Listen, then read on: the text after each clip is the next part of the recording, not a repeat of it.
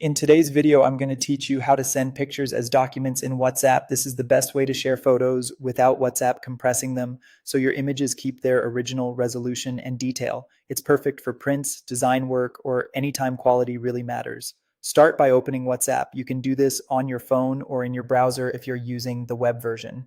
Once WhatsApp is open, head into the conversation where you want to send the picture. You can choose an individual chat or a group.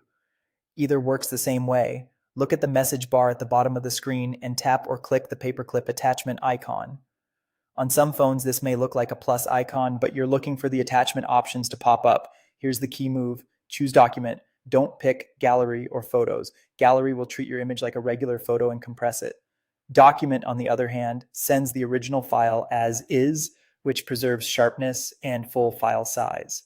After tapping Document, select either Choose from Gallery or Browse Other Docs. Choose from Gallery is handy if your photo is in your camera roll, while Browse Other Docs lets you dig into folders, cloud storage, or downloads.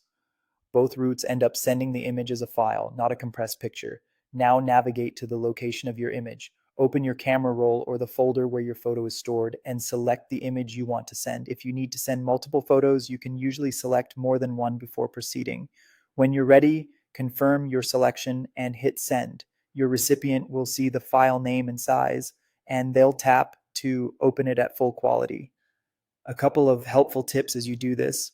Sending as a document keeps the original format like JPG, PNG, or HEIC. If the other person can't open a particular format, consider exporting the image to a more common type like JPG before you add it here. Also, documents can be large, so sending over Wi-Fi is often faster and more reliable. And WhatsApp supports large files, but very big ones may take time to upload. Finally, if you want to add context, type a message in the text box before you press send so the recipient knows what the file is. That's it. By choosing document instead of gallery, you keep every pixel of quality.